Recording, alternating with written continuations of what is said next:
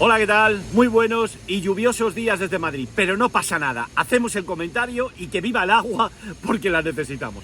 Hay un hecho que me llama la atención y que quiero compartir con ustedes. Y estoy seguro que a ustedes también les va a llamar la atención. Tal y como pueden ver ustedes en este gráfico, el 45% de los analistas consultados en una encuesta realizada entre analistas profesionales en Estados Unidos considera que la economía de los Estados Unidos va a caer en recesión en el segundo semestre de 2023, ¿vale? Si ahora tenemos que la bolsa es una máquina que descuenta expectativas, esta información debemos considerar que está incorporada al precio, porque todo el mundo lo sabe, luego está incorporada al precio.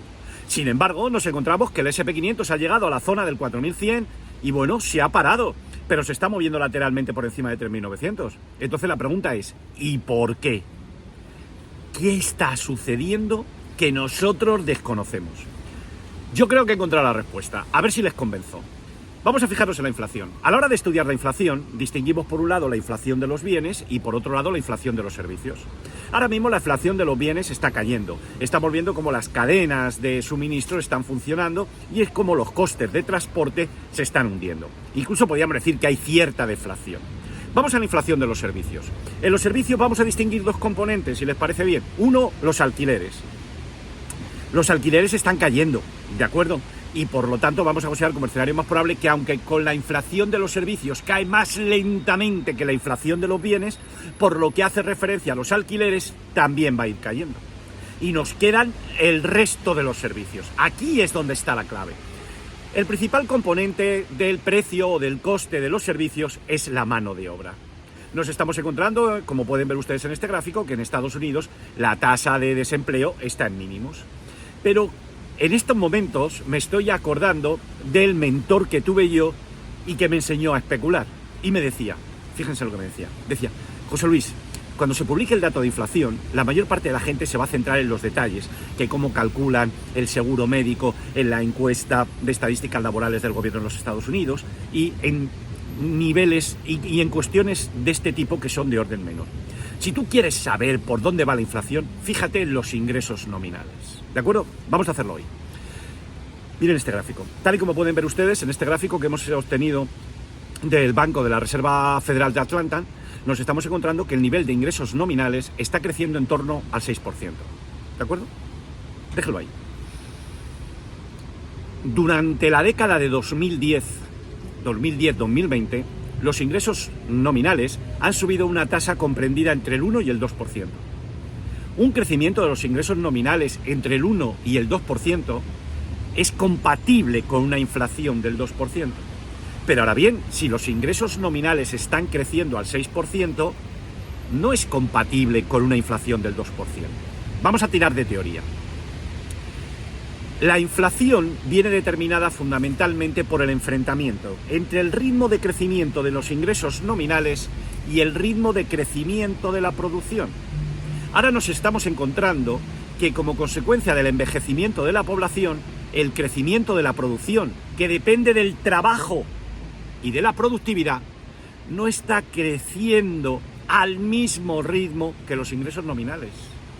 Por lo tanto, como los ingresos nominales están creciendo al 6%, y sin embargo la producción, aunque es difícil medirlo, pero depende del crecimiento del trabajo y de la productividad, y el crecimiento de la oferta de mano de obra estamos viendo que no está tirando, y la productividad probablemente está cayendo, pues debemos considerar que esto va a presionar al alza la inflación.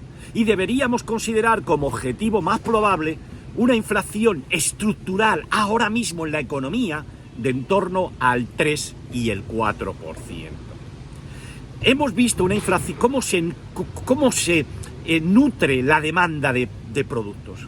Fundamentalmente se nutre de los ingresos nominales y de los ahorros. Hemos visto una inflación alta porque los ahorros eran altos por el COVID.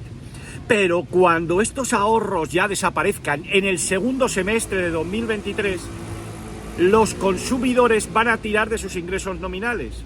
Por lo tanto, considerar que el crecimiento de los ingresos nominales es del 6% una vez que se agoten los ahorros es una hipótesis bastante buena y yo creo que es fiable.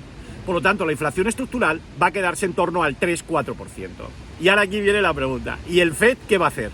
Bueno, en el FED tiene que elegir entre estas dos opciones. Primera opción, opción salvaje, representada por Bullard. Nada, subimos los tipos de interés hasta hundir el mercado laboral. Al hundir el mercado laboral, hundimos los ingresos nominales y así ajustamos la demanda a la producción. Esta es una opción, la opción salvaje que hemos venido diciendo aquí. O también existe una opción moderada. La opción moderada es decir, oye niño, corrige el objetivo de inflación. Con un crecimiento de los salarios del 6%, si suben los tipos de interés, como dice Bullard, en plan salvaje, tienes que provocar un colapso del mercado laboral. Pues hombre, sube el objetivo de crecimiento de inflación al 3% y los tipos de interés, en vez de bajarlos muy rápidamente, los bajan más lentamente. Yo creo que lo que el FED lo quiera o no lo quiera, va a tener que optar por esta segunda vía. Porque el daño que puede provocar, subiendo los tipos de interés, con un crecimiento de los salarios nominales en torno al 6%, para frenar eso, tendría que provocar un daño terrible y muy probablemente los políticos no se lo van a consentir. Por lo tanto, vamos a considerar como escenario más probable que el FED va a cambiar el objetivo de inflación. Lo va a pasar del 2 al 3%. Y por lo tanto, esta es la razón por la que el S&P500 no se está desplomando. Vamos al gráfico del S&P 500. Esta semana es muy rara. Esta semana tenemos inflación, tenemos FON y además tenemos un vencimiento de opciones y futuros que se encuentra entre los 10 más altos de la historia. Por lo tanto, especular en este entorno es muy difícil. La gente de bien nos estamos quietecitos, ¿de acuerdo? Es mi opinión. Ahora bien, yo como elaboro el vídeo les voy a mostrar mi plan de especulación. Hoy, tal y como pueden ver ustedes en este gráfico, ven ustedes que el S&P 500 intentó superar el 3.950, no pudo y volvió otra vez a la zona de 3.900. Se ve claramente que el soporte de la zona 3.900, 3.915 es un soporte significativo. La perforación del 3.900 sería muy bajista, ¿de acuerdo? Ahora bien, ustedes me dicen, bueno, entonces usted se pone corto si perfora el soporte de la zona 3.900. En principio sí. Ahora bien, como esta semana espero mucha señal falsa, no me voy a poner corto automáticamente, sino que mi plan de especulación dejaría que se perforara el soporte de 3.915, 3.900 y en un rebote posterior que mostrase una incapacidad de superar el 3.900, ya sí que podría abrir posiciones cortas. Ahora bien, esta semana es tramposa. Yo creo que hoy el S&P 500 se va a mover lateralmente, no va a hacer nada. Y todo lo que haga, si hace algo, será una trampa. Resistencias. Bueno, pues la primera resistencia es el 4.000. Yo creo que esa zona será difícil que la supere. Ahora bien, ustedes me podrían decir, ¿nos ponemos largo si supera? ¿Te vas a poner largo si supera el 4.000? Mire, yo con mi plan de especulación, si supera el 4.000, adoptaría una posición larga. Pero automáticamente la cancelaría en la zona 4.040, 4.080. Eso es un muro. ¿Pero me pueden hacer una señal falsa? Sí, me pueden hacer una señal falsa. Porque puede producirse una squeeze gamma. Y entonces nos podíamos encontrar que se produce una subida muy violenta y supera el 4.050, supera el 4.080. Por lo tanto, como pueden ver ustedes, hay tres estrategias. Perforación del 3.915, 3.900. Si esa zona es perforada, yo no voy a entrar corto. Esperaría un rebote y si es incapaz de superar el 3.920, 25, abriría posiciones cortas. Superación del 4.000, una compra pequeña, yo voy a intentar hacer con pequeña cantidad y venta en la zona 4.040, 4.080 y estaré atento si se produce un squeeze gamma. En ese caso, especulación pura y dura con gráfico de 5 minutos. Este es el escenario con el que yo voy a trabajar. Ahí se lo dejo, que tienen para meditar.